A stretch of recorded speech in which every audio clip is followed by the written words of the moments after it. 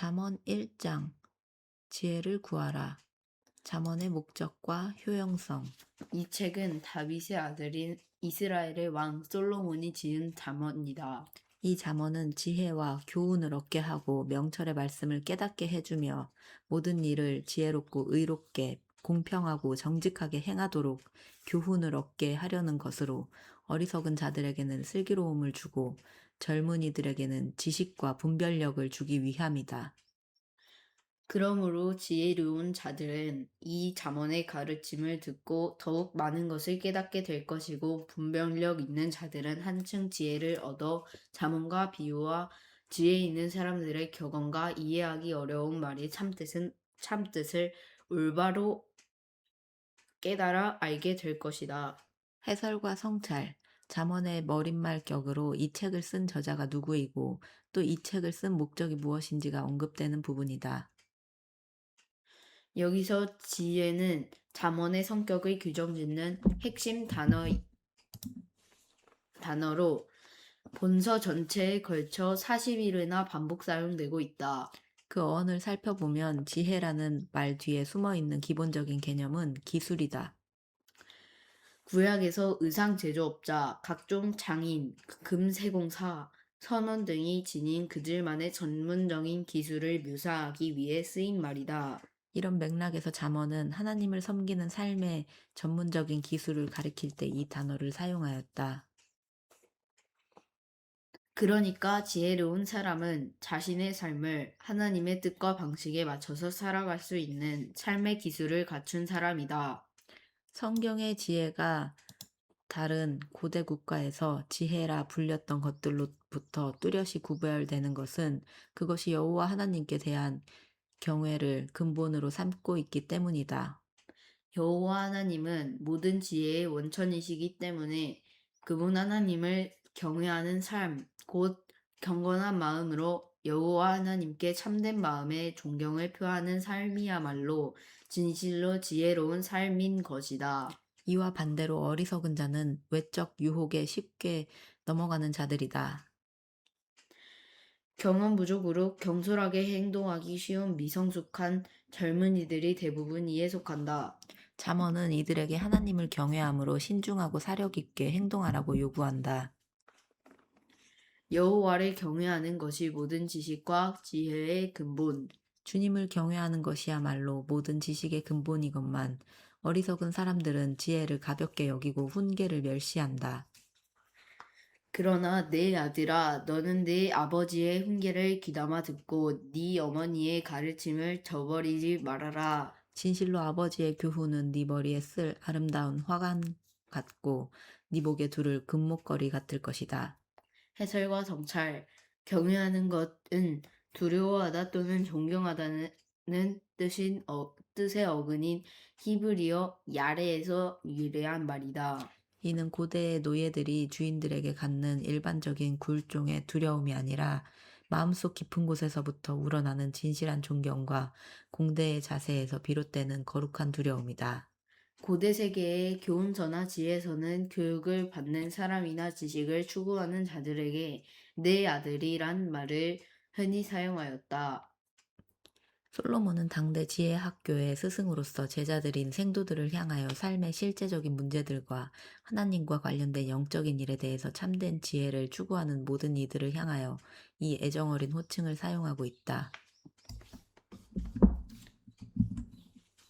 지혜의 왕은 여호와를 경외하는 자들에게는 아름다운 관, 즉 영화로운 관을 씌워주고 목에 금사슬을 걸어준다는 말로 격려를 한다. 금사슬은 명예, 권세, 위엄 등이다. 악한 자를 멀리하라. 내 아들아, 악한 자들이 너를 꾀더라도 그들의 유혹에 넘어가지 말아라. 그들이 내게 말하기를 우리와 함께 가자. 그래서 함께 몰래 숨어서 기다리고 있다가 아무것도 모르는 순진한 사람들을 덮쳐버리자. 우리가 마치 스골처럼 그들을 산채로 삼켜버리고 통째로 삼켜서 그들로 무덤으로 내려가는 사람들처럼 되게 하자. 그런 후에 그들이 가지고 있는 온갖 기중품들과 보화들을 다 빼앗아서 우리의 집을 그것들로써 가득 채우자. 너도 우리와 함께 제비를 뽑고 우리가 함께 돈 주머니를 하나만 두자. 할지라도 내 아들아, 너는 그들의 말에 조금도 솔깃하지 말고 그들이 가는 곳에는 아예 한 발짝도 들여놓지 말아라. 해설과 성찰. 악한 자는 표적에서 빗나가다란 뜻의 히브리어 어근 하타에서 비롯된 말로 하나님의 뜻과 계명에서 빗나가 삐뚤어지고 어긋난 삶을 살아가는 사람들을 가리킨다. 그들은 죄 없는 순진한 자들을 쳐 죽여 스올로 내려보낸 뒤 그들이 지닌 재물을 착복할 악한 계획을 세운다. 착복하려는 재물, 보물은 육체적인 편의를 가져다주는 물질적 재산들이다. 이때 악한 자들은 자신들의 악한 계획에 동참하는 자들에게 돈 주머니를 하나만 두자, 곧 훔친 재물을 공동 관리하자고 대환한다. 이 같은 재물의 공유, 곧 경제 공동체는 상호 간의 결속을 강화하는 일인 동시에 범죄의 공유와 운명의 일체성을 내포한다. 초대 교회의 재물 공유가 자기 소유인 것을 희생적으로 내놓은 것들로서 이루어진 기쁨과 헌신의 경제 공동체였다면, 여기 악한 자들의 재물 공유는 남의 재물을 빼앗은 것들로 이루어진 사악한 경제 공동체로서 그 결국은 함께 망하는 것이다.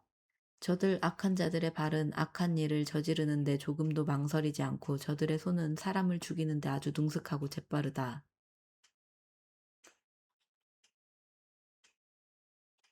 무릇 보잘것없는 새들일지라도 그것들이 보는 앞에서 그물을 치면 다 알아차리고 그리로 날아들지 않는 법이다.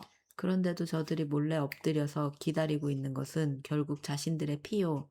숨어서 노리고 있는 것은 자신들의 목숨뿐이다.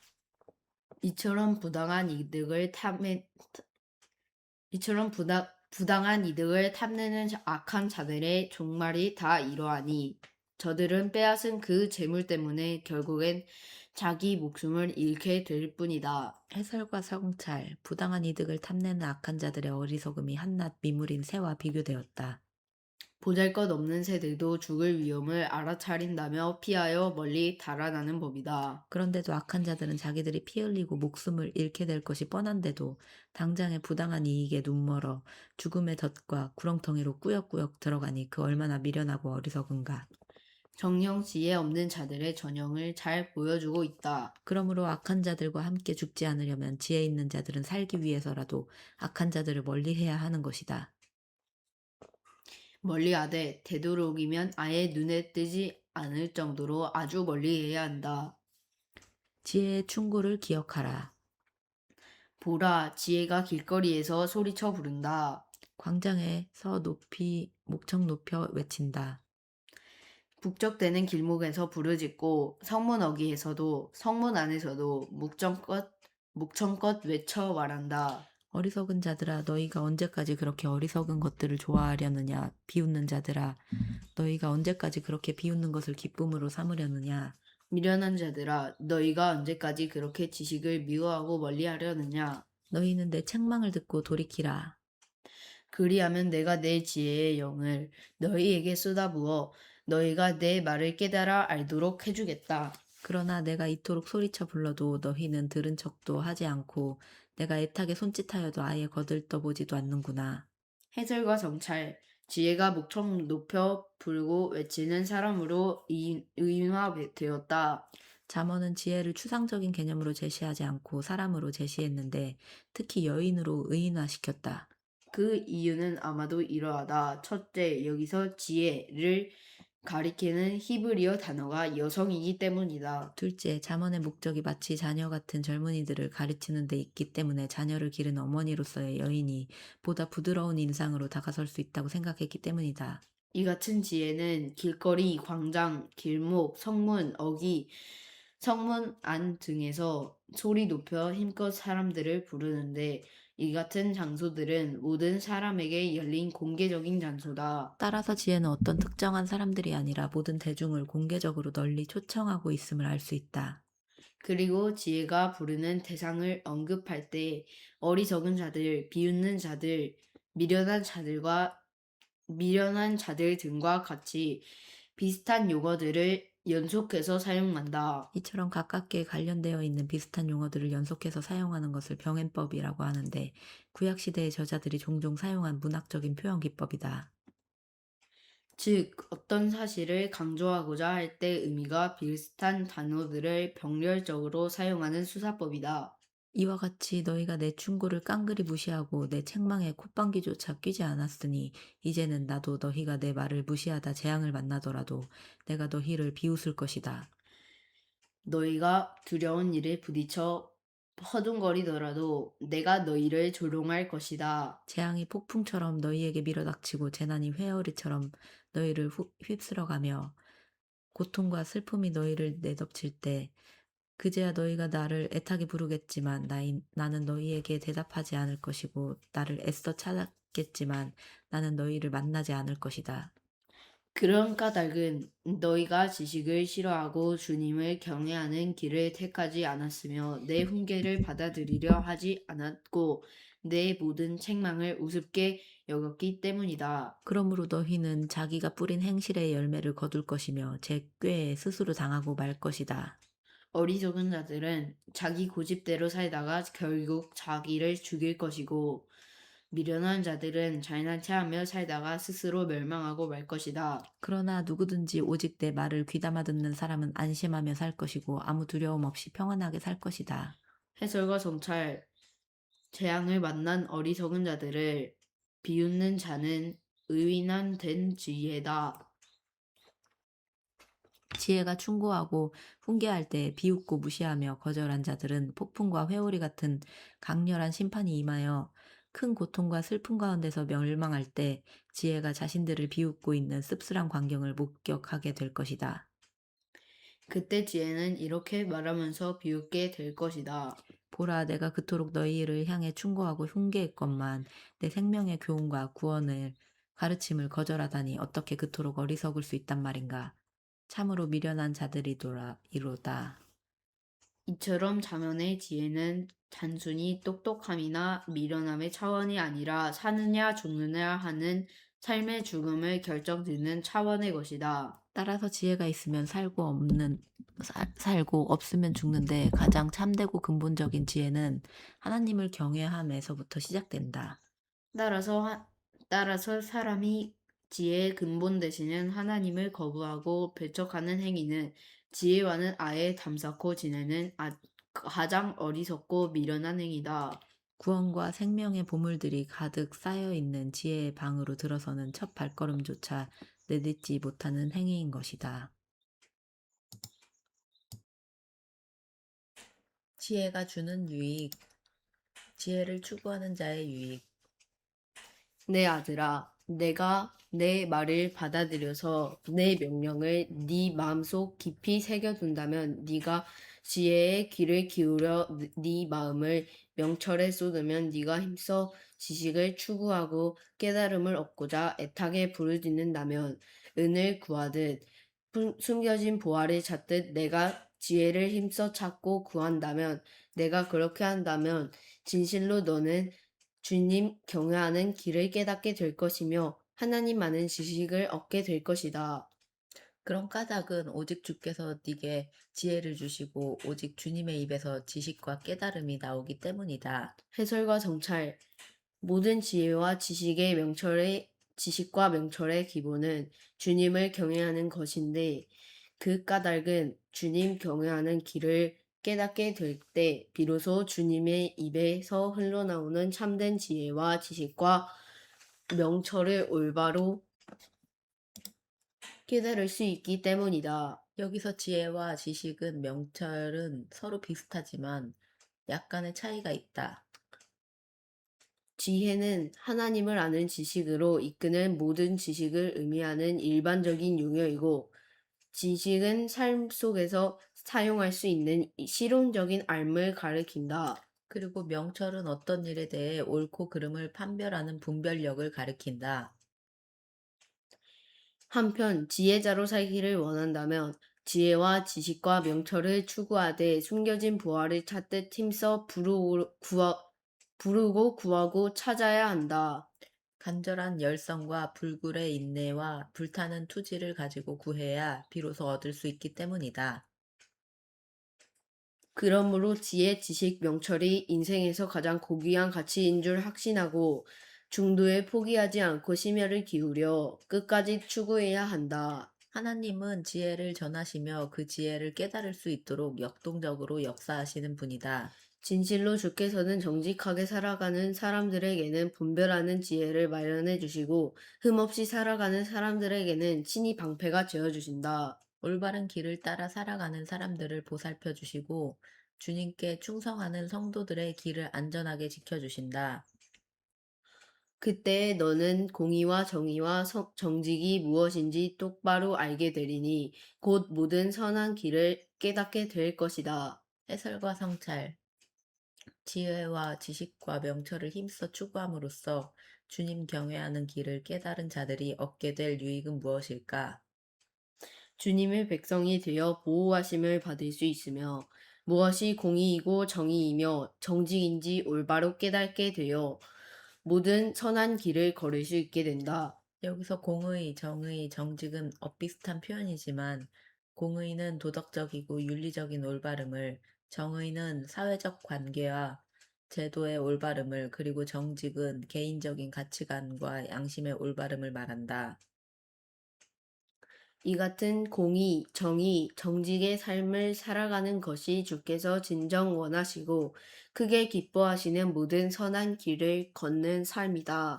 8절에서 말하는 성도들은 잠언에서 유일하게 등장하는 단어로 구별된, 거룩한, 경건한 이란 의미를 지닌다. 일반적으로 하나님의 백성된 자들, 곧 이스라엘을 지칭하는 말로서 바리새파의 원조가 되었다. 신약 성경에서는 대부분 예수 그리스도 안에서 구원받은 모든 사람들을 가리킬 때 성도라고 표현한다. 또 지혜가 내 마음속으로 들어가고 지식이 내 영혼의 기쁨이 되어줄 것이다. 분별력이 너를 보호해 줄 것이고 깨달음이 너를 지켜줄 것이다. 정령 지혜가 악한 자들의 길에서 너를 구하고 거짓말하는 자들에서 너를 건질 것이다. 그들은 올바른 길을 버리고 어두운 길로 다니는 자들로서 못된 짓 행하기를 좋아하고 악하고 나쁜 짓 행하기를 기뻐한다. 그러므로 그들의 길은 구부러져 있고 그들의 행실은 삐뚤어져 있다. 해설과 성찰, 지혜와 지식은 사람의 영혼에 참된 기쁨을 주고 분별력과 깨달음은 모든 위험에서 보호해주고 지켜주는 방패가 된다. 여기서 분별력은 무엇을 행동하기 전에 옳고 그름에 대해 차력 있게 생각하고 판단하는 능력을 가리키고 깨달은 역시 어떤 일에 옳고 그름을 올바르게 분간하는 능력을 가리킨다. 따라서 이 같은 능력을 가진 자는 올바른 길이 아닌 구부러지고 비뚤어진 길로 이끄는 악한 자의 유혹에 빠지지 않고 그들을 따라 못되고 나쁜 행동을 하지도 않게 된다. 요컨대 지혜, 명철, 분별력, 깨달음이 있어야만 사람을 멸망과 죽음으로 이끄는 모든 악한 길에서 벗어나 하나님께서 원하시는 모든 선한 길을 걷게 되고 그 결과 그는 주님 안에서 참된 영육의 기쁨을 누릴 수 있는 것이다. 지혜가 너를 유혹하는 음란한 여인에게서 지켜주고 너를 꿰는 부정한 여자에게서 건져줄 것이다. 그런 여자는 젊은 시절에 자기 남편을 버리고 하나님 앞에서 맺었던 순결한 혼인 서약을 저버린 여자들이다. 그런 여자의 집으로 가는 길은 사망으로 내려가는 길이고 그녀에게로 가는 길은 무덤으로 내려가는 길이니 그런 여자에게로 가는 사람은 아무도 다시 돌아올 수 없고 누구도 다시는 생명의 길에 이를 수 없다. 해설과 성찰, 잠언의 지혜자는 일차적으로 지혜 학교의 젊은 생도들을 대상으로 훈계하고 있는 것인 만큼 특별히 음란하고 부정한 여인이나 창녀의 유혹에 대한 올바른 마음가짐에 대해 강조한다. 간음에 대해서는 하나님 앞에서 맺었던 순결한 혼인 서약을 저버린 행위로 규정하고 있는데 그 서약은 일찍이 하나님께서 제정하신 일부 일처의 혼인 언약이다. 따라서 간음은 신성한 혼인 언약으로 맺은 젊은 시절의 짝을 배반하는 행위로서 그러한 제도를 세우신 하나님의 언약을 거스르고 저버린 행위이다. 간음은 사람을 마침내 사망으로 이끌고 가는데 만일 다윗처럼 진실한 회개를 통하여 거기서 빠져나오지 않는다면 가산이 탕진되고 몸이 피폐해져 육체적인 사망에 이를 수 있고 궁극적으로는 하나님께 죄사함을 받지 못하여 영원한 사망에 떨어지게 된다. 이토록 무시무시한 결과를 초래하는 간음 곧 음란하고 부정한 여인의 유혹에 빠지지 않는 길은 지혜를 갖추는 것이다. 다양한 삶의 상황 속에서 옳고 그름을 올바르게 분별해주는 지혜야말로 모든 악한 길에서 그 사람을 온전히 지켜주고 건져주기 때문이다. 그러므로 모름지기 너는 선한 사람들이 가는 길로만 걷고 의로운 사람들이 가는 길에서 조금도 벗어나지 말아라. 무릇 정직한 사람들은 이 땅에서 살 것이고 흠없는 사람들은 이 땅에서 살아남을 것이지만 악한 자들은 이 땅에서 모두 끊어지고 간사한 자들은 이 땅에서 뿌리째 몽땅 뽑힐 것이기 때문이다. 해설과 정찰 여기에서 이 땅은 이스라엘이 하나님께서 약속받았던 가나안 땅이다. 이스라엘 역사 속에서 가나안 땅은 하나님의 말씀과 계명에 대한 순종을 전제로 주어진 약속의 땅이었다. 그러니까 주님을 경외하는 지혜를 갖춘 의롭고 선하며 정직한 사람들은 그 땅에서 살아갈 수 있지만 그렇지 아니한 사람들은 그 땅에서 살아남을 수 없고 뿌리째 몽땅 뽑힌다. 이 같은 사실을 신약의 가르침과 연계시켜 유추해 보면 지상의 가나안 땅은 하늘의 가나안 땅, 곧 천국을 상징한다. 요컨대 영원한 안식처인 천국에 들어가 거기서 영생을 누릴 자들은 지혜를 좇아 살아가는 의롭고 선한 사람이다. 그렇지 못한 자들은 천국에 들어가지 못하고 거기서 뿌리 뽑혀 영원한 불못에 떨어지게 된다.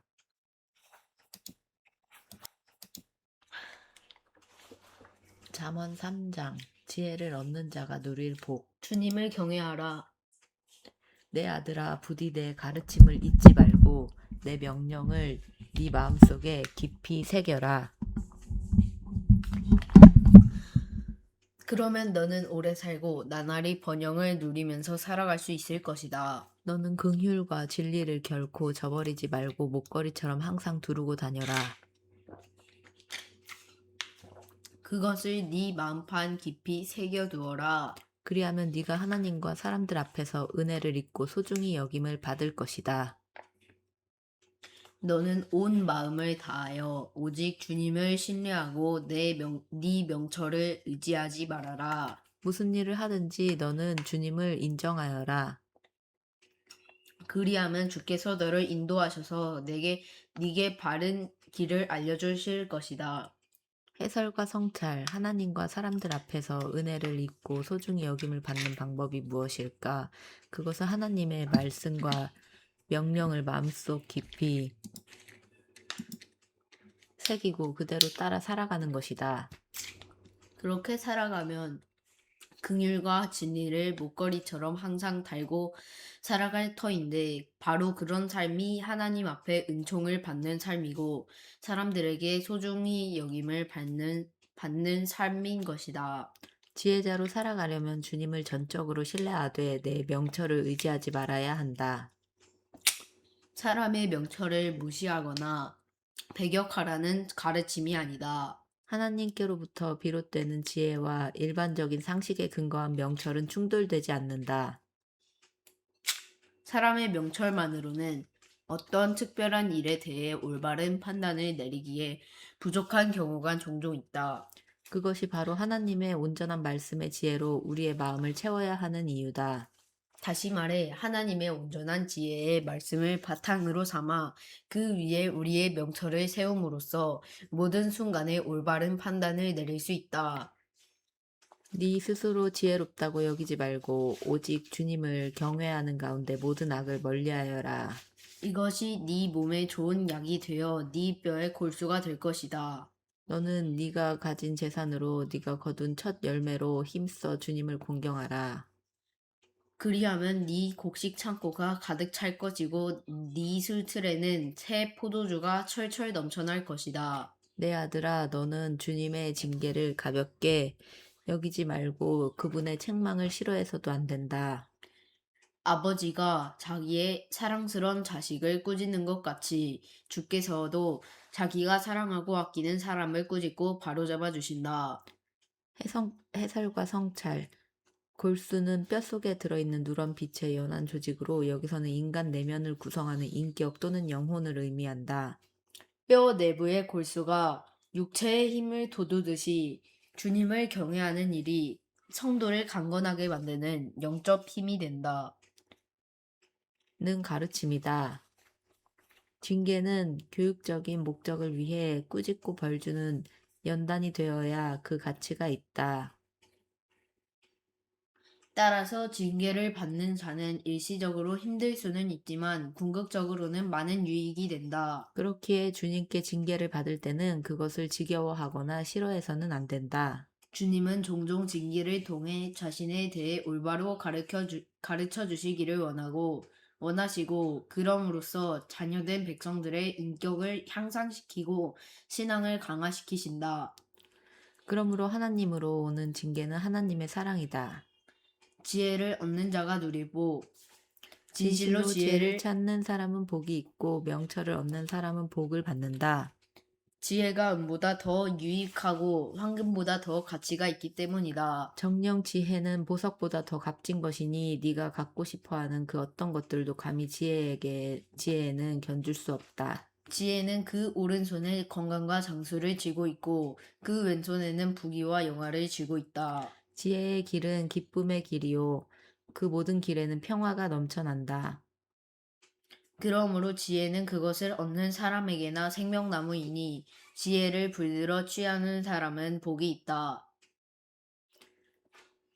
주께서는 지혜로 땅의 기초를 세우셨고 통찰력으로 하늘을 펼치셨으며 지식으로 깊은 물을 갈라지게 하셨고 구름에서 이슬이 내리게 하셨다. 해설과 정찰. 지혜는 금은보화보다 가치 있고 모든 복을 품고 있는 절대 고귀한 가치다. 세상의 무엇도 지혜의 가치를 능가하지 못한다. 그래서 지혜자는 지혜를 생명나무에 비유했다. 옛적 에덴 동산에 있었던 그 생명나무로 생명나무의 열매를 먹는 자는 영원토록 죽지 않고 영생을 누릴 수 있었다. 결국 본문의 지혜란 인생들로 하여금 영생에 이르게 하는 지혜로서 영생의 근원이신 하나님께로 안내하는 지혜이다. 그리고 영생의 지혜를 지니신 하나님께서는 태초에 천지 만물을 창조하실 때 그런 지혜로서 모든 것들을 지으셨다. 내 아들아, 온전한 지혜와 건전한 분별력을 잘 간직하고 지켜 그것들이 네 눈앞에서 떠나가지 않게 하여라. 그것들이 네 영혼의 생명이 되고 네 목에 우아한 장식물이 될 것이니 그러면 네가 항상 너의 길을 안전하게 걸어갈 것이고 너의 발이 덫에 걸려 넘어지는 일이 없을 것이다. 또 잠자리에 들 때 또 너는 전혀 두렵지 않을 것이고 아주 달콤한 잠을 취하게 될 것이다. 너는 갑작스런 재앙이 네게 닥쳐올지라도 두려워하지 말고 악인들에게 멸망이 덮치는 것을 보더라도 조금도 겁먹지 말아라. 오직 주님이야말로 네가 의지하실 분이니 주께서는 네 발이 덫에 걸려 넘어지지 않도록 안전하게 지켜주실 것이다. 해설과 성찰, 지혜와 분별력을 간직한 자가 얻을 복이 두 가지로 제시되었다. 하나는 하나님께 은혜를 입어 영혼의 구원을 받는 것이고 또 하나는 사람들에게 소중히 여김을 받아 존경과 애정의 대상이 되는 것이다. 특히 영혼의 구원을 가져다 주는 지혜는 그 사람의 영혼의 참 생명이 되어 세상을 살아갈 때 닥쳐오는 모든 형태의 유혹, 덫, 두려움, 재앙 등으로부터 안전하게 지켜준다. 지혜의 근본 되시는 주께서 자신을 경외하는 그 사람을 모든 종류의 덕과 장애물에 걸려 넘어지지 않도록 안전하게 지켜주시는 것이다. 선을 행하는 자가 누릴 복.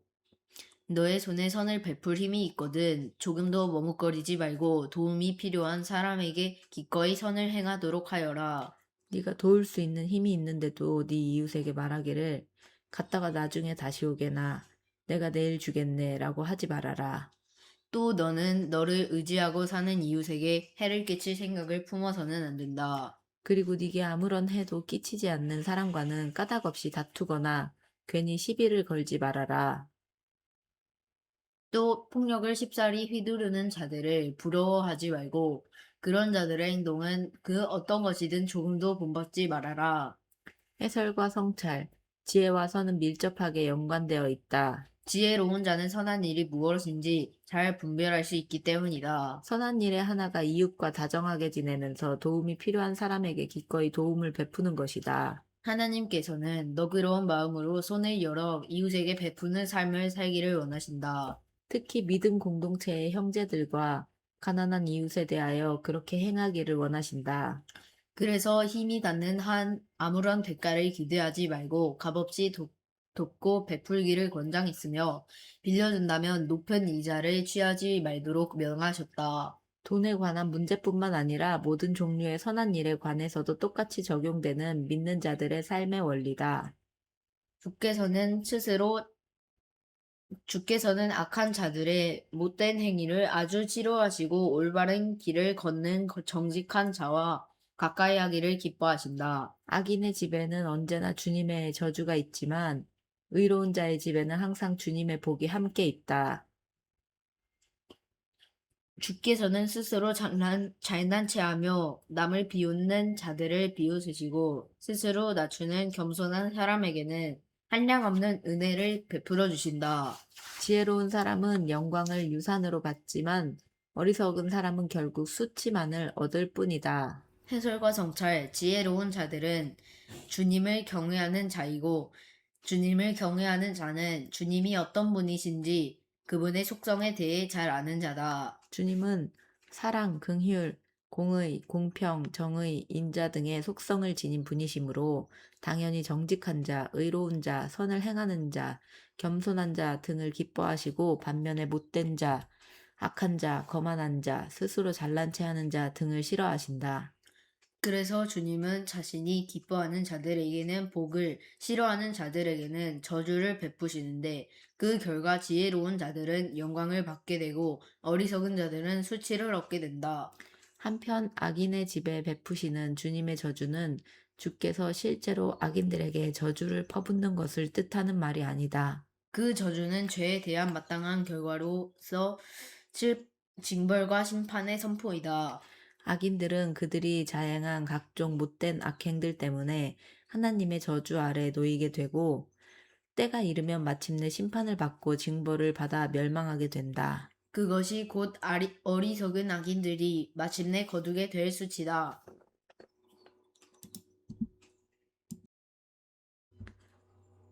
4장 지혜의 가치와 중요성. 지혜의 가치와 중요성. 지혜를 얻으라. 내 아들들아, 아버지가 이르는 훈계를 귀담아 잘 듣고 마음의 깨달음을 얻도록 주의 깊게 새겨들어라. 내가 선하게 사는 길을 일러줄 테니 너희는 나의 가르침을 저버리지 말아라. 나도 어려서는 내 아버지에게 소중한 아들이었고 내 어머니에게는 유약하고 사랑받는 하나뿐인 아들이었다. 그때 나의 아버지는 내게 이렇게 말씀하셨다. 얘야, 내가 이르는 말을 마음에 꼭 새겨두고 잊지 않도록 하여라. 내 명령을 잘 지켜라. 그러면 네가 잘 살게 될 것이다. 해설과 성찰. 솔로몬은 자신도 어릴 적엔 아버지 다윗에게서 지혜로운 말을 듣고 자랐음을 고백하고 있다.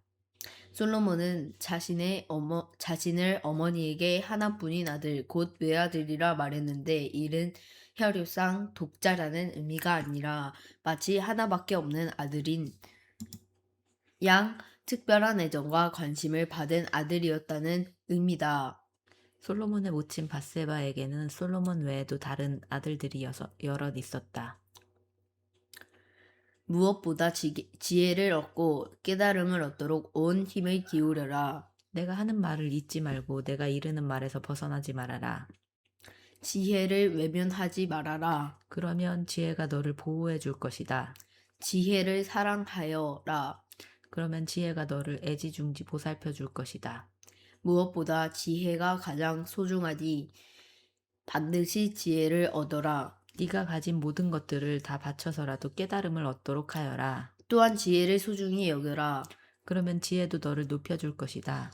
지혜를 붙잡아 가슴에 고이 품어라. 그러면 지혜가 너를 존귀하게 만들어줄 것이다.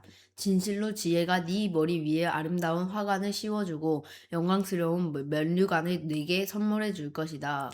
해설과 성찰, 부친 다윗이 어릴 적에 솔로몬에게 일러준 가르침으로 인생에서 지혜를 얻고 사랑하고 소중히 여기는 것을 최우선으로 가치로 삼으라는 교훈이다. 그리할 때 그 지혜가 인생을 영화롭게 살아가고 성공적인 삶으로 이끌어 줄 것이다. 지혜의 근본은 여호와를 경외하는 것이다.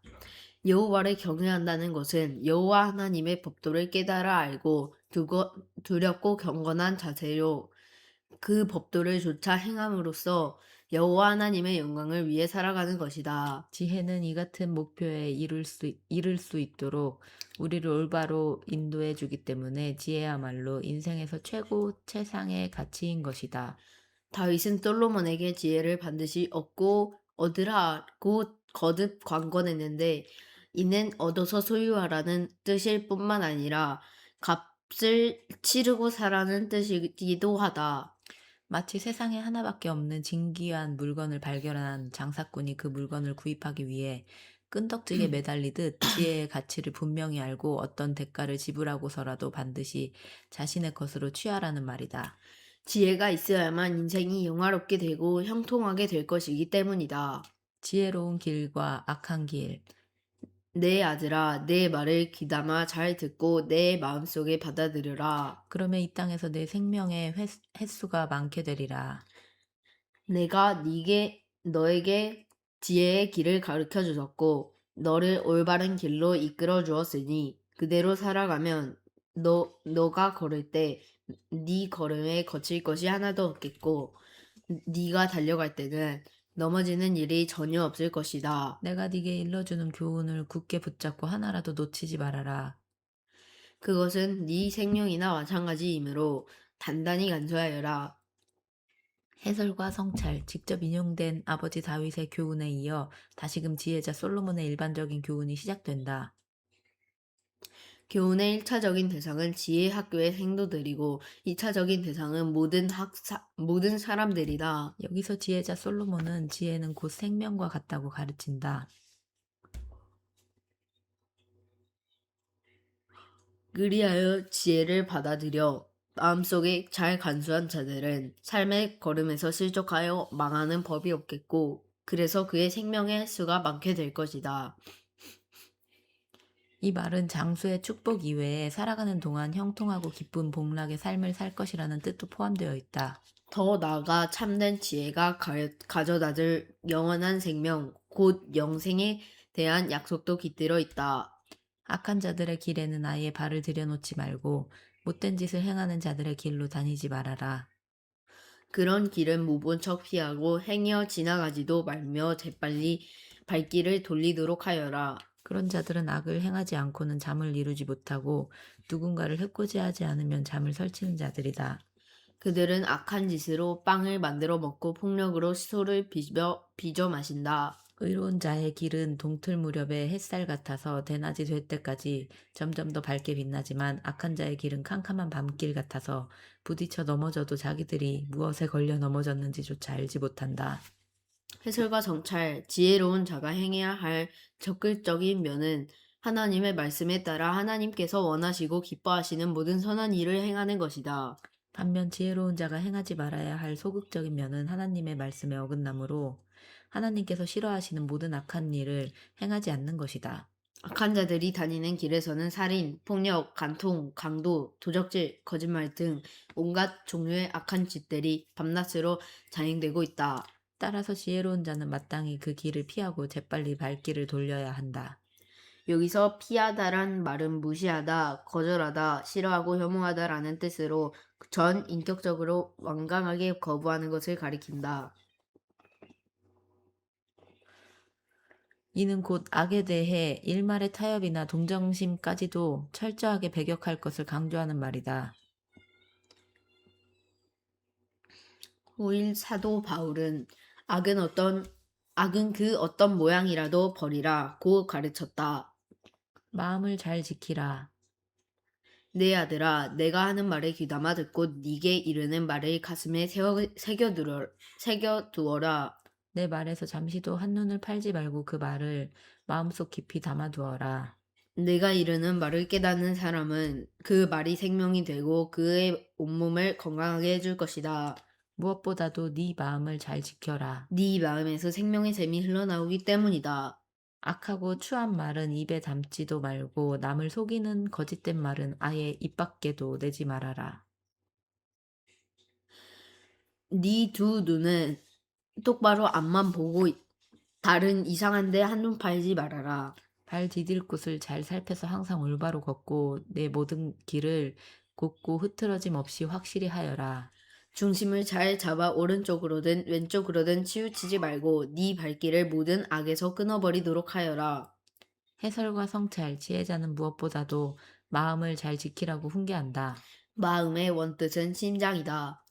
고대 유대인들은 심장 곧 마음이 인간의 모든 행동을 조절하는 중심 기관이고 사람의 지정의가 분출되는 셈이라고 보았다. 따라서 자기 마음을 잘 조절한다면 모든 악을 피하고 모든 것이 거짓에서 벗어나게 되는 것이다. 사람의 눈도 역시 마음에 따라 조절된다. 마음을 잘 지키는 자는 똑바로 앞만 보고 올곧은 길을 걷는다. 사악한 주변을 두리번거린다거나 하나님 말씀의 정도에서 벗어나 오른쪽이나 왼쪽으로 치우치지 아니하고 오로지 중심을 잡고 올곧은 길로만 행한다. 한편 지혜자는 하나님의 말씀에 따라 살아가는 지혜로운 자들은 그의 온몸이 건강하게 될 것이라고 가르친다. 이는 일반적으로 그러하다는 의미이고 하나님의 섭리나 경륜에 따른 특별한 경우에는 적용되지 않는다. 하나님의 계명에 따라 살아간 경건한 신앙의 인물들도 종종 육체의 건강을 잃곤 했다. 대표적인 인물이 욥과 바울이다. 성경에서 흠없고 정직한 자로 묘사된 욥은 고난의 인물이었고 사도 바울 역시 수시로 몸을 괴롭게 하는 육체의 가시로 많은 고통을 겪었다. 하지만 일반적으로 하나님의 계명에 순종하는 자들은 그렇지 않은 자들에 비해 많은 육체적, 감정적 고통을 피할 수 있어 몸의 건강을 누릴 수 있다. 하나님과의 화목하고 친밀한 관계가 제공하는 마음의 평화와 안녕, 그리고 일상적인 삶의 건전함은 건강을 해치고 수명을 단축해 하는 각종 스트레스를 현저히 감소시키는 것이 사실이다.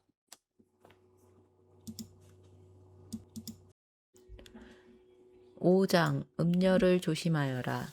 음행을 멀리하라. 내 아들아, 내가 전하는 지혜의 말에 주의를 기울이고 내가 이르는 통찰의 말에 귀담아 들어라. 그래야만 네가 분별력 있게 처신할 수 있을 것이고 네 입술이 지혜의 말을 할 수 있을 것이다. 해설과 성찰, 지혜자는 중요한 가르침을 베풀기 전에 먼저 마음을 다잡고 가르치는 말에 귀를 기울여 집중할 것을 요청한다. 귀를 기울여 집중하여 듣지 않고 마음에 딴 생각을 품는다든지 이런저런 잡다한 번뇌에 빠진다면 지혜자의 주옥 같은 소중한 가르침이 우이독경 마냥 헛된 일이 될 것이기 때문이다. 음란한 여인의 입술은 꿀처럼 달고 그녀의 말은 기름보다 더 매끄럽다. 하지만 그것은 결국 쑥처럼 쓰디쓰고 양날 가진 칼처럼 날카로울 뿐이다. 그 여자의 발은 사방을 향해 내딛고 그 여자의 발걸음을 무덤으로 치닫고 있다. 그 여자의 길은 심히 구부러져 있고 또한 흔들리는데 그것은 너로 하여금 생명의 평탄한 길을 생각하지 못하게 하려는 것이다. 해설과 정찰. 훈계를 받는 일차적인 대상이 지혜 학교의 젊은 생도들인 만큼 젊은 혈기에 저지르기 쉬운 죄, 곧 음란한 여인과의 관통에 대하여 경고하는 말들이 잠언에 많이 나타난다. 여기서 음란한 여인 곧 음녀는 도덕적으로 타락한 창녀를 비롯하여 보디발의 아내처럼 남자를 유혹하는 음탕한 여인을 가리킨다. 그리고 잠언 2장 17절의 정의에 따르면 음녀란 자기 짝인 남편을 버리고 배반한 여자로 하나님께서 세우신 바 신성한 결혼 윤리에서 벗어난 여자를 가리킨다. 지혜자는 먼저 남자를 호리는 음란한 여인의 유혹이 꿀과 기름처럼 아주 달고 매끄럽다고 말한다. 하지만 그런 달콤한 유혹에 걸려들면 그것들은 이내 쑥과 양날의 칼처럼 쓰디쓰고 날카롭게 변하여 결국 자기 자신을 해치게 될 것이다. 따라서 그런 여자를 따라가게 되면 그것은 곧 사망과 무덤으로 들어가는 꼴이 되고 만다. 이때 유혹에 걸려든 자가 나름 사망과 무덤에 이르지 않기 위해 생명의 평탄한 길을 생각하려 해도 그녀가 인도하는 길이 워낙 이리저리 구부려져 있어 넋 잃고 따라가다 보면 어느새 사망과 무덤 속에 이미 들어가 있는 자신을 발견하게 되는 것이다. 그러니 내 아들아, 이제 너희는 내 말을 잘 들어라. 내가 이르는 말에서 벗어나지 말아라. 부디 그런 여자를 멀리하여라. 절대로 가까이에서는 안 된다. 그런 여자의 집 문 가까이에는 얼씬도 하지 말아라. 그렇게 하지 않으면 너는 내 명예를 다른 사람에게 빼앗길 것이고 더 나아가 너는 난폭한 자의 손에 걸려 네 목숨을 잃게 될 수도 있다. 또 내 재산은 엉뚱한 사람에게로 넘어가 그들의 배를 불릴 것이고 내가 피땀 흘려 모아놓은 것들도 다 남의 집 재산이 되고 말 것이다. 결국 너는 내 육신이 병들고 망쳐진 후 내 처참한 인생의 끝에 이르러 크게 탄식하며 말하기를 어찌하여 내가 스승의 훈계를 싫어했으며 어찌하여 내가 그들의 책망을 무시했던고. 내가 스승의 말씀에 순종하지 않고 나를 가르쳤던 분들의 말을 귀담아 듣지 않다가 오늘날 모든 사람들이 지켜보는 가운데서 이렇게 처참하게 망하고 마는구나라고 할 것이다. 해설과 정찰, 음료의 유혹에 빠지지 않으려면 여자를 되도록 멀리하고 그 집 문 가까이에는 얼씬도 하지 말아야 한다. 처음부터 아예 상종하지 말아야 한다. 어울리며 가까이 하다가는 결국 유혹에 빠져 패가 망신하고 사망과 무덤에 이르고 만다. 음료의 유혹에 빠져 간통을 저지른 자는 모든 재산과 명예를 잃는 패가방신의 수치를 겪을 것이고 나아가 몸이 병들고 목숨까지 잃는 처참한 지경에 이를 것이다. 재산, 몸, 목숨을 비롯해서 궁극적으로는 영혼마저 잃는 철저하게 무너져 내린 인생의 파탄을 맛보게 되는 것이다. 그런 지경에 이르게 되면 평소 지혜자의 훈계를 듣지 않고 그 훈계를 싫어했던 불순종과 어리석음에 대해 땅을 치고 후회하게 된다. 하지만 이미 모든 것을 잃은 터라 후회에 그칠 뿐 아무런 소용이 없게 된다. 그러므로 삼가고 또 삼가서 간통을 경계하고 피해야 한다. 음료와 관계를 맺는 간통은 정말로 피해야 할 나쁘고 악한 일이다. 그것은 하나님의 거룩한 기준인 십계명을 어기는 일이고 그 간통의 결과는 우리의 영육을 심각하게 파괴시키기 때문이다. 처음의 간통은 별다른 위험 없이 쾌락과 성적인 해방을 줄 수 있는 것처럼 가장한다. 하지만 꿀과 기름처럼 달콤한 욕망으로 시작된 간통은 이내 쓰디쓰고 날카로운 것으로 변한다. 간통은 재산과 평판과 인품, 그리고 결혼 생활을 파괴한다. 이 파괴적인 대가는 순간의 쾌락보다 훨씬 크고 깊고 오래간다. 간통은 배우자를 좌절시키며 결혼 생활에 깊은 상처를 남긴다. 은밀히 행해져 들키지 않은 간통일지라도 그것은 언젠가는 하나님의 심판대 앞에 온전히 드러나게 된다. 그렇다면 이미 간통을 저지른 자는 더 이상 죄의 용서받고 구원받을 길이 없는가? 성경 전체의 가르침으로 볼 때는 그렇지 않다. 지혜자는 간통의 죄악에 절대 빠지지 않도록 엄중히 경고하기 때문에 강력한 어투로 말했지만 죄인을 향한 하나님의 자비와 사랑은 그보다 훨씬 크고 깊다. 다윗도 간통의 죄악에 빠진 적이 있었다. 한때 욕망을 이기지 못하고 부하 장수 우리아의 아내 바세바와 불륜을 저질렀다. 불륜으로 태어난 그 아이는 죽었지만 그 이후 다윗과 밧세바 사이에서 지금의 교훈을 가르치는 지혜자 솔로몬이 태어났다. 이처럼 다윗은 크나큰 간통의 죄악을 범했지만 나단 선지자의 지적과 책망을 듣고 진심으로 회개했다. 침상을 눈물로 흠뻑 적실 정도로 철저하게 회개함으로써 용서의 은총을 누렸다.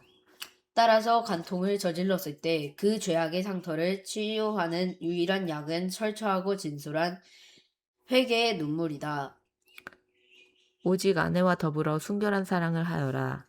내 아들아, 너는 오직 네 우물의 물만을 마시고 내 샘에서 솟아나는 물만 떠 마셔라. 어찌하여 내 샘물을 집 밖으로 흘러보내며 어찌하여 내 우물물을 길거리로 흐르게 하려느냐. 그 물은 오직 너 혼자만의 것으로 삼고 다른 사람들과는 절대로 나누지 말아라. 너는 내 샘으로 하여금 복을 받도록 하고 내가 젊은 날에 기뻐서 취한 내 아내와 함께 즐거움을 누리도록 하여라. 내 아내의 너의 사랑스러운 암사슴, 아름다운 암로루로 여기고 오직 그녀의 품만을 언제나 만족스럽게 여기며 그녀의 사랑을 항상 기뻐하고 연모하도록 하여라. 해설과 성찰, 음녀의 강렬한 유혹과 간통의 심각한 폐해를 언급한 뒤에 음녀의 유혹과 간통에서 벗어날 수 있는 길을 알려준다. 그것은 결혼이라는 테두리 안에서 아내와 더불어 즐거움을 누리는 것이다. 지혜자는 우물의 물을 마시는 행위에 비유하였다. 우물은 아내를, 그 우물에 물을 마시는 것은 아내를 취하는 기쁨과 만족을 뜻한다. 그러므로 이 말은 합법적인 결혼을 통해 취한 아내와 더불어 순결한 부부 생활을 영위하는 것을 말한다. 그런 맥락에서 지혜자는 자신이 취한 우물물을 타인과 나누어서는 절대로 안 된다고 경고한다. 메마른 광야지대가 많은 중군동에서 우물과 물은 공급의 부족 때문에 소중한 가치를 지닌 재산이다. 바로 그 우물과 물이 여기서는 비유적으로 사용되어 결혼을 통해 아내와 이루어지는 정상적이고 올바른 성관계를 의미하고 있다. 따라서 그것은 다른 사람과 결코 나누어서는 안 되는 오직 자신만이 향유해야 하는 비밀스럽고 소중한 것이다. 진실로 그것은 결혼이라는 테두리 안에서 부부간에 누릴 수 있는 하나님의 고귀한 선물이며 복이다. 계속해서 지혜자는 자신이 취한 그 셈으로 하여금 복을 받도록 하라고 훈계하고 있는데 순결하고 올바른 부부관계를 통해 아내로 자녀를 낳게 하는 복을 누리라는 뜻이다. 고대 유대인에게 자녀 출산은 여인이 누릴 수 있는 최고의 행복이고 또한 하나님께서 내리시는 큰 복으로 간주되었다. 또한 지혜자는 아내를 대할 때 사랑스러운 암사슴이나 아름다운 암노루처럼 여기고 그녀의 사랑을 항상 기뻐하고 연모하라고 권면하는데 이들 동물은 예로부터 우아한 다리와 아름다운 눈 때문에 사랑스럽고 매력적인 여인을 상징하곤 했다.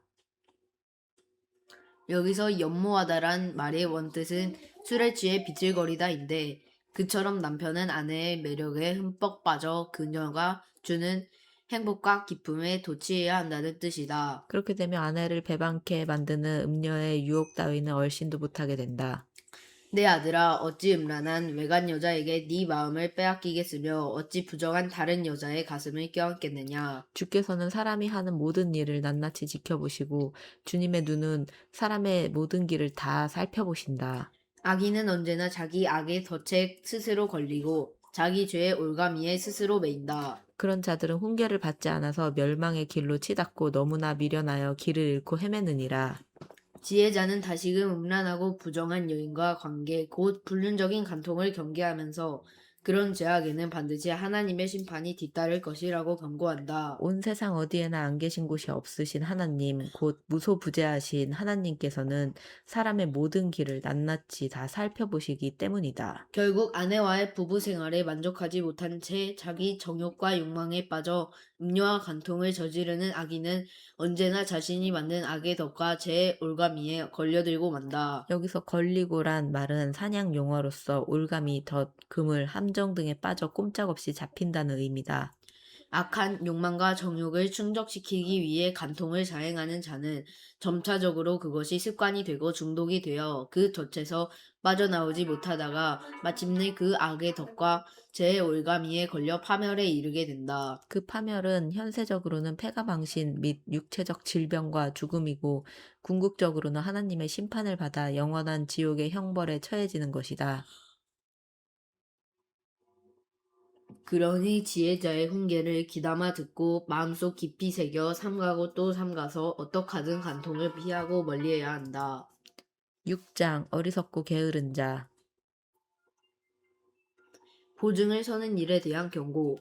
내 아들아, 만일 네가 친구를 위해 담보를 제공했거나 다른 사람을 위해 보증을 서주었다면 너는 네가 한 말 그 말에 걸려든 것이고 네 입으로 뱉은 그 말에 스스로 붙잡히게 된 것이다. 그러므로 내 아들아, 너는 이미 네 친구에게 소목이 붙잡힌 것이니 어서 가서 보증을 풀도록 하여라. 속히 가서 그 보증 선 것을 풀어달라고 겸손히 간청하여라. 이런 상황에서 잠잘 생각일랑은 하지도 말아라. 잠깐 눈 붙일 생각조차 하지 말아라. 노루가 사냥꾼의 손을 피해 잽싸게 내달리듯이 새가 사냥꾼의 덫에서 날쌔게 빠져나가듯이 너도 어서 보증의 의무에서 벗어나서 너 자신을 구하도록 하여라. 해설과 성찰 6장에는 4개의 경고적 교훈들이 나오는데 첫 번째가 경솔한 담보와 보증으로 5절까지 이어진다.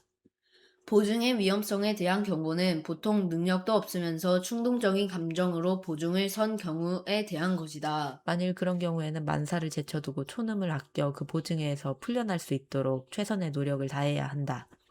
엄밀히 말하면 타인의 보증을 서는 것 자체는 죄도 아니고 무조건 잘못된 일도 아니다. 하지만 보증은 타인의 빚을 자신이 책임지고 자신이 대신 떠안겠다는 의사 표시이니만큼 여러 상황을 깊이 고려하여 신중하게 처신해야 한다.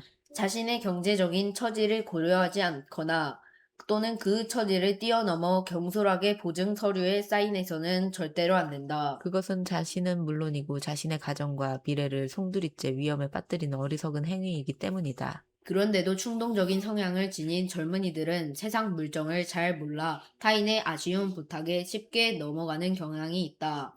그래서 지혜자는 보증을 사냥꾼의 덫에 걸려드는 일에 비유하면서까지 그 위험성을 경고한다. 이는 한두 번이 아니라 잠언 도처에서 거듭거듭 경고하고 있는 사항이다. 게으름에 대한 경고. 게으른 자여, 개미를 보고 배워라. 개미에게로 가서 그것들이 어떻게 살아가는지 잘 살펴보고 지혜를 얻도록 하여라. 개미에게는 우두머리도 없고 지도자도 없고 감독관도 없지만 여름 내내 땀 흘리며 먹을 양식을 장만하고 추수 때도 먹을거리를 모아들인다. 오 게으른 자여 너는 어느 때까지 빈둥빈둥 돌고 그렇게 누워서 뒹굴려느냐. 언제 잠에서 깨어 일어나려느냐. 조금만 더 자야지, 조금만 더 눈을 붙여야지, 조금만 더 팔베개를 하고 누워 있어야지 하다 보면 어느새 가난이 강도처럼 내게 들이닥치고 빈곤이 무장한 군사처럼 너를 덮칠 것이다. 해설과 성찰, 보증의 위험성을 경고한 뒤 게으름에 대하여 권고한다. 게으름에 대한 훈계 역시 보증 서는 것에 대한 훈계와 마찬가지로 잠언의 주요 주제다. 그만큼 게으름은 하나님의 백성 된 자들이 반드시 극복해야 할 대상이기 때문이다. 여기 게으른 자의 문자적인 의미는 빈둥거리며 나태하게 지내는 자다. 지혜자는 게으른 자를 훈계할 때 개미를 비유로 든다. 개미는 동서고금을 통해 부지런하고 준비성 있는 곤충으로 알려져 있다. 그래서 지혜자는 이 같은 미물의 속성을 통해 만물에 영장된 사람의 허물을 역설적으로 꼬집고 지적한다. 과연 개미들은 누가 독촉하지 않아도 각자 알아서 여름에 부지런히 땀 흘리며 겨울에 먹을 양식을 힘껏 준비하고 저장해 둔다. 게으른 자는 개미와는 정반대로 일어나기를 더디하고 움직이기를 귀찮아하며 일하기를 싫어한다. 그저 조금만 하면서 방바닥을 이리저리 빈둥빈둥 뒹군다. 이처럼 일해야 할 때 일하지 않고 빈둥거리니 먹을 양식을 얻거나 쌓아놓을 수 없다. 곳간은 텅텅 비고 먼지만 수북이 쌓인다. 그 결과 손 쓸 틈도 없이 어느새 가난과 빈곤이 강도처럼 군사처럼 밀고 쳐들어와 그자를 사로잡고 만다. 뿌린 대로 심은 대로 땀 흘린 대로 거둔다는 것은 성경의 가르침이고 망고의 진리다. 이것은 육적인 일에 적용될 뿐만 아니라 영적인 일에도 그대로 적용되는 영원한 진리다. 불량하고 악한 자들에 대한 경고.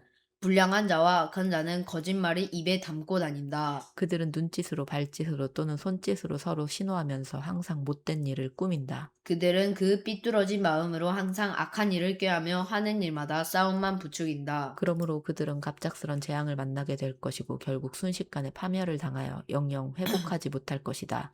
해설과 정찰, 여기 불량한 자는 하나님께 대하여 사회에 대하여 아무런 유익이 없는 무가치하고 쓸모없는 회방꾼이다. 성경에서 이 말은 악한 자, 우상숭배자, 신성 모독자, 심지어 적 그리스도 등의 뜻으로 사용되었다. 말하자면 불량한 자는 악한 자로서 하나님의 거스르고 공동체 질서를 어지럽히는 자다. 온갖 음흉한 몸짓과 거짓된 말로써 사람 사이를 이간질하여 온갖 불화와 싸움을 일으킨다.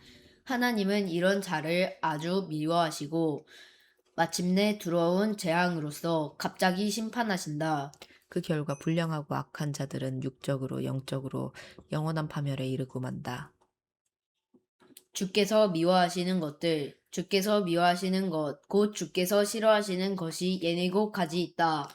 곧 거만하게 치뜨는 눈, 거짓말하는 혀, 죄 없는 자를 피 흘리게 하는 손, 악한 계교를 꾸미는 마음, 악한 일을 행하려고 치닫는 발, 거짓으로 증언하는 사람, 그리고 형제들 사이에 불화를 일으키는 사람이다. 해설과 정찰, 잠언의 지혜자는 주께서 미워하시는 죄악을 예닐곱 개로 정리했는데 이처럼 무엇을 주장하거나 가르칠 때 수요를 제시하는 것은 고대 지혜 문학에서 보편적으로 사용된 수사 방식이다. 따라서 문자 그대로의 수효가 아니라 일종의 상징적인 수효다.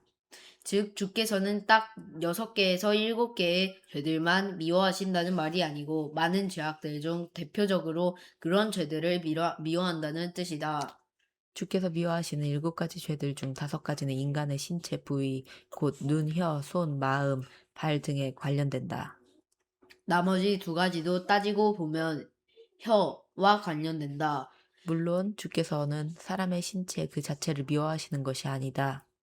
사람의 신체 각 부위는 주님의 선하고 위대한 창조 작품이다. 그런데 그것들이 하나님의 뜻을 거슬러 잘못 사용될 때 그 사실을 미워하시는 것이다.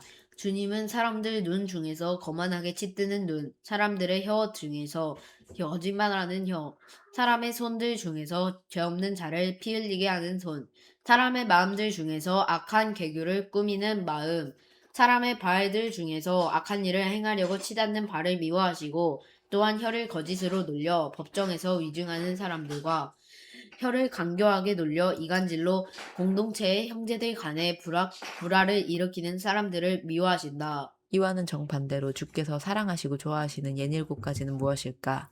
그것은 겸손한 눈, 진실을 말하는 혀, 간악하고 연약한 자들 돕는 손, 선한 일을 계획하는 마음, 좋은 일을 행하는 발, 그리고 어떤 상황에서도 법조응해서 진실을 말하는 사람과 선하고 좋은 말로 공동체의 성리들 사이를 화목하게 만드는 사람일 것이다.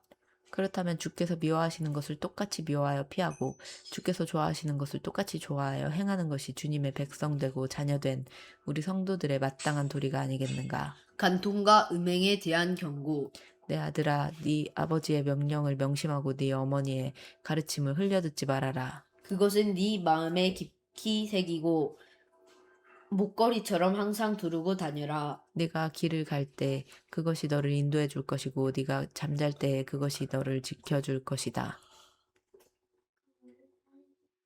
내가 깨어 있을 때에는 그것이 내게 말을 걸어 조언해 줄 것이다. 참으로 그 명령은 등불이요 그 가르침은 빛이며 그 훈계의 꾸지람은 생명의 길이니 그것이 너를 악한 여자에게서 지켜줄 것이고 그것이 음란한 여인의 호리는 달콤한 말에서 너를 보호해 줄 것이다. 해설과 정찰, 지혜자는 다시금 감통과 음행에 대해 길게 경고한다. 훈계의 1차적 대상이 한창 혈기왕성한 젊은 생도들인 만큼 귀에 딱지가 않도록 꿈에서도 잊지 않도록 계속 반복해서 훈계하고 있는 것이다. 훈계의 요점은 한 아버지의 명령과 어머니의 가르침, 곧 부모 같은 지혜자의 가르침과 훈계를 마음속 깊이 새기고 항상 목에 두르는 목걸이처럼 언제 어디서나 그 훈계를 염두에 두라는 것이다. 왜냐하면 그렇게 하는 것이 음녀의 유혹에서 자신을 지켜 모든 음행과 간통을 피할 수 있는 등불이고 빛이며 생명의 길이기 때문이다. 그 여자가 아무리 아름답다 해도 그 여자가 눈웃음 치며 너를 유혹한다 해도 내 마음이 거기에 넘어가서는 안 된다. 무릇 몸 파는 여자를 가까이 하다가는 모든 재산을 탕진하고 내게 빵 한 덩이만 달랑 남게 될 것이고 음란한 여자를 가까이 하면 결국 내 소중한 목숨까지 빼앗기게 될 것이다. 활활 타오르는 불덩이를 가슴에 안으면 옷이 어찌 타지 않을 수 있겠느냐. 달아오른 뜨거운 숯불 위를 걸으며 어찌 발을 대지 않을 수 있겠느냐. 남의 아내와 간통하는 사람이 바로 그런 꼴을 당한다. 남의 아내를 범하고서도 어찌 벌을 받지 않을 수 있겠느냐. 음란한 여자, 몸 파는 여자, 남의 아내가 활활 타오르는 불덩이와 달아오는 뜨거운 숯불로 비교되었다. 간통과 은행은 그런 여자들을 자기 가슴에 품는 행위다. 따라서 그것은 뜨거운 숯덩이와 벌건 숯불을 품에 품는 것과 다를 바 없다. 그 결과는 불보듯 빤하다. 자기 몸이 크게 상하고 자기 재산이 몽땅 날아간다. 그래서 달랑 빵 한 덩이만 남게 된다. 여기서 한 조각 빵은 가장 작은 것에 대한 비유로서 극도의 궁핍을 가리키는 말이다. 음녀가 남자에게서 원하는 것은 돈이다. 따라서 음료와 관계하는 남자는 불법적인 성관계의 대가로 많은 돈을 지불해야 하고 또한 성매매의 죄를 덮기 위해 역시 많은 돈을 써야 한다. 본래 성관계는 결혼의 범주 안에서 남편과 아내 각자에게 주어지는 측량할 수 없는 가치를 지닌 하나님의 선물이다. 이 고귀한 선물을 음료와 불법으로 거래하는 과정에서 남자는 많은 경제적인 출혈을 하게 되고 마침내 재산을 탕진하여 한 조각 빵만 남게 되는 극도의 궁핍에 이르게 되는 것이다. 도둑이 다만 허기진 배를 채우려고 먹을 것을 도둑질했다면 사람들은 그 도둑을 동정하여 멸시하지는 않을 것이다. 그럴지라도 만일 훔치다가 붙잡히면 그 도둑은 훔친 것의 7배를 갚아야 한다. 그러다 보면 자기 집의 모든 재산을 다 내놓아야 할지도 모른다. 그러나 남의 아내와 간통하는 자는 분별력이 없는 어리석은 사람이니 그것은 자기 영혼을 망치는 멸망의 길이기 때문이다. 그런 자는 매를 맞고 수치를 당할 것이니 그런 수치는 두고두고 씻을 수 없을 것이다. 또 간통한 여자의 남편이 질투에 불타서 복수를 하는 날 조금도 동정의 여지 없이 복수의 칼을 휘두를 것이다.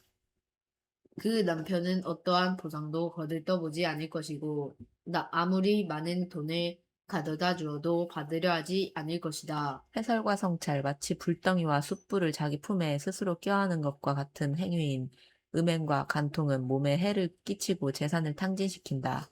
더욱 치명적인 것은 결코 씻을 수 없는 수치를 겪게 되는 것이다. 배고파서 먹을 것을 훔친 도둑은 사람들에게 동정이라도 받을 수 있겠지만 정욕에 눈이 멀어 남의 아내를 탐한 자는 모두에게서 어떤 동정도 받지 못하고 두고두고 씻을 수 없는 수치와 멸시만 겪게 된다. 죽음보다 개인이나 가문의 평판이나 명예를 더욱 중요시했던 고대 중근동 문화에서 이 같은 수치와 멸시는 자기 영혼을 망치는 것과 마찬가지였다. 그런 수치는 그 여자의 남편이 간통 사실을 알고는 질투와 배신감에 눈이 뒤집혀 복수하겠다고 칼을 들고 설치는 날에 절정을 이룰 것이다. 진실로 질투에는 이해나 용서가 없는 법이 아니던가. 그때 그 남편에게는 어떤 타협이나 보상도 먹혀들지 않고 사람들의 온갖 수치와 멸시를 받는 가운데 꼼짝없이 그 남편이 휘두르는 칼에 당할 수밖에 없다. 그러므로 몸의 해악과 재산의 탕진은 물론이고 자신의 평판과 가문의 미신에 두고두고 씻을 수 없는 수치와 멸시를 가져다주는 음행과 간통을 자행하는 일처럼 어리석고 미련한 짓이 세상에 어디 또 있겠는가? 7장 음녀에게 빠지지 마라. 음란한 여자를 조심하라. 내 아들아, 내가 이르는 말을 꼭 지키고 나의 명령을 마음속 깊이 새겨두어라.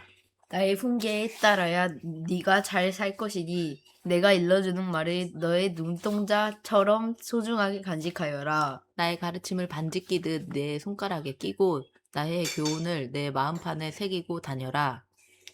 너는 지혜를 향해 너는 내 누이라고 말하고 명철을 향해서는 너는 내 친족이라고 불러라.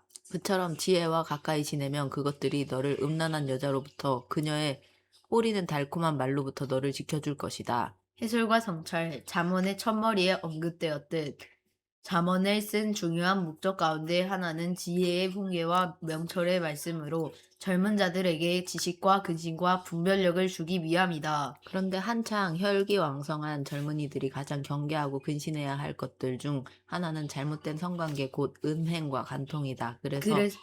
그래서 잠언에는 음행과 간통에 대해 경고하는 부분이 자주 등장한다. 음행과 간통에 대해 본격적으로 훈계하기에 앞서 지혜자는 젊은이들이 그러한 유혹에 빠지지 않을 수 있는 근본적인 비결을 일러준다. 그것은 지혜자가 일러주는 훈계, 곧 지혜의 말씀과 명철의 교훈에 따라 살아가는 것이다. 그것을 몸의 눈동자처럼 소중하게 여기고 손가락에 반지를 끼듯 항상 마음판에 새기며 살아가는 것이다.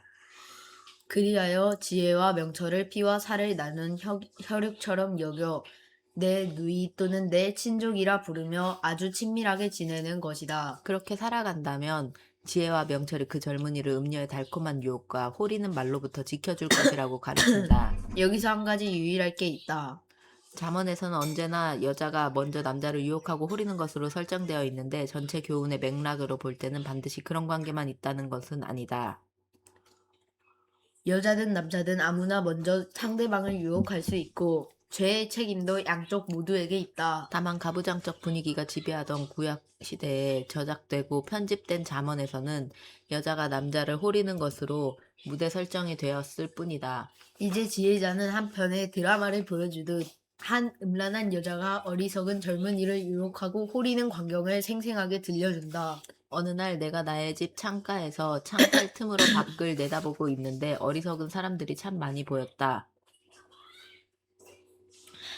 그 중에서도 특별히 어느 지혜 없는 어리석은 젊은이가 하는 꼴을 지켜보게 되었다. 그 젊은이는 거리를 따라 내려가다가 어느 골목에 모퉁이 길로 접어들더니 어떤 음란한 여자의 집으로 곧장 발걸음을 옮기고 있었다. 어둑어둑 해가 질 무렵 땅거미가 깔리고 어둠이 찾아들 즈음이었다. 그때 창녀의 옷을 입은 한 여자가 나와서 간교한 마음을 품고 그 젊은이를 맞이하였다. 그 여자로 말하면 큰 소리로 예의 없이 마구 떠들어대고 한시도 집에 붙어있지 않고 제멋대로 여기저기 돌아다니면서 때로는 거리에서 때로는 광장에서 때로는 골목 모퉁이에서 가만히 숨어 사냥감을 기다리고 있다가 그 젊은이를 와락 붙잡고 입을 맞추면서 부끄러운 줄도 모른 채 뻔뻔한 얼굴로 말하기를 오늘 나는 화목제를 드려서 내가 서원한 것을 오늘에야 이루었답니다. 그래서 이렇게 당신을 맞으러 나왔고 당신을 애타게 찾다가 마침내 당신을 만나게 된 거예요. 내가 내 침대에 값비싼 요를 깔아 놓았고 이집트에서 들여온 무늬 있는 아름다운 이불도 펴놓았답니다. 또 우리가 누울 자리에는 모략과 침향과 계피향도 뿌려 놓았지요. 자, 그러니 어서 가서 다음날 아침까지 밤새도록 나랑 한번 놀아보지 않으실래요? 사랑에 흠뻑 젖어 서로 한껏 즐겨보아요. 지금 내 남편은 집에 없어요. 멀리 여행을 떠났답니다. 돈주머니를 두둑히 채워가지고 떠났으니 적어도 보름이 될 때까지는 집에 돌아오지 않을 거예요. 하였다. 그 여자가 이렇게 달콤한 말로 속삭이고 온갖 소리는 말로 꿰니 그 젊은이가 선뜻 그 여자를 따라갔다. 그런데 그 모습을 보니 마치 소가 도살장으로 끌려가는 것 같았고 사슴이 사냥꾼의 올가미 속으로 뛰어 들어가는 것 같았다. 마치 자기 목숨을 잃을 줄도 모르고 그물 속으로 재빠르게 날아드는 새와 같았으니 마침내 화살이 그의 심장을 꿰뚫고 말리라. 해설과 정찰. 잠언의 지혜자는 지혜 없고 충동적인 어떤 어리석은 젊은이와 그 청년을 달콤한 말로 호리고 유혹하는 어느 음녀의 행동을 예로 들어 좀 더 실제적이고 현장감 있게 음행과 간통의 위험성에 관해 생생하게 경고하고 있다. 그렇다면 여기서 젊은이를 유혹하고 있는 그 여인의 정체는 누구일까? 그녀는 단순히 돈 때문에 몸을 파는 창녀가 아니라 음욕에 사로잡혀 남자를 유혹하는 음란한 가정주부다. 그녀는 한 남자의 아내로서 마땅히 집에 머물며 집안일을 돌보아야 함에도 불구하고 남편의 오랜 출장을 틈타 어리석은 젊은이를 여러 달콤한 말로 호리고 유혹하여 자신의 음욕을 채우려는 음부다. 특이한 사항은 그 음란한 여인이 젊은이를 유혹할 때 화목제를 언급하고 있다는 점이다. 화목제는 하나님과의 친교 및 화목을 위한 제사로 이 제사의 특징은 예배자가 희생제물의 고기를 먹을 수 있었다. 는 점이다. 여인은 바로 이 화목제의 고기로서 젊은이를 유혹하고 있다. 즉 먹임직스러운 값비싼 저녁을 준비해 놓았다고 말한 것이다. 이처럼 음욕에 눈먼 여인은 신성한 제사를 자기 성욕을 채우기 위한 범죄의 도구로 왜곡하여 사용하고 있는 것이다. 그러므로 내 아들아 너는 내 말을 잘 듣고 내가 하는 말을 귀담아 들어라. 너는 그런 여자에게 너의 마음을 쏟지 말고 그런 길에 정신을 빼앗겨 헤매지 말아라. 그런 여자에게 정신을 빼앗겨 결국 상처를 입고 신세를 망친 남자들이 참으로 많다. 그런 여자 때문에 죽은 남자들도 헤아릴 수 없이 많다. 진실로 그런 여자의 집은 수월로 향하는 지름길이고 사망의 방으로 곧장 내려가는 첩경이다. 이제 지혜자는 그런 어리석음에 빠지지 않도록 젊은이들에게 훈계를 하고 있다. 음녀의 유혹에 정신을 빼앗겼다가는 결국 상처를 입고 신세를 망치며 마침내 목숨까지 잃는 경우가 허다하다고 경고한다. 앞에 어리석은 젊은이의 경우처럼 유혹에 빠져 성욕을 채우기 위해 음녀가 이끄는 대로 따라가게 되면 그것은 기쁨과 만족이 아니라 시올로 향하는 지름길이고 사망의 방으로 내려가는 첩경이라는 것이다. 여기서 스올의 길은 무덤에 이르는 사망의 길이다. 구약 성경에서 스올은 지상에서 죽은 자들의 누구도 예외 없이 모두 들어가는 어둠과 침묵의 장소인 땅 밑의 세계 곧 무덤이다. 그리고 이 말은 신약 성경에 이르러서는 그 의미가 발전되어 영원한 형벌의 장소인 지옥을 뜻하는 말이 되었다. 자, 그렇다면 비록 결혼 관계에 있지 아니하여도 단순히 성욕을 채우기 위해서가 아니라 두 남녀가 진실로 서로 사랑해서 성관계를 맺는다면 그것은 괜찮은 것일까? 그렇지 않다. 그 이유가 무엇이든 결혼 밖의 모든 성관계는 잘못된 것이다. 만일 결혼 관계에 있지 않은 두 남녀가 서로 사랑한다고 해도 그들의 성관계는 여전히 죄가 된다. 태초부터 하나님은 결혼이라는 테두리 안에서 한 남자와 한 여자가 성관계를 누리도록 규정하셨는데 그것은 성관계가 단순히 남녀 간의 육체적인 결합이 아니라 몸과 더불어 영혼의 합의를 이루는 신비한 구속의 원리까지 내포하고 있기 때문이다. 성은 태초에 하나님께서 결혼이라는 신성한 제도를 통해 인간에게 허락하신 축복이기에 그 자체로는 분명 순결하며 아름다운 것이다. 혼인 관계를 벗어난 모든 성행위를 철저히 배격해야 할 뿐만 아니라 성경이 지향하고 있는 순결한 성 문화를 정착시키는 데 힘써야 한다.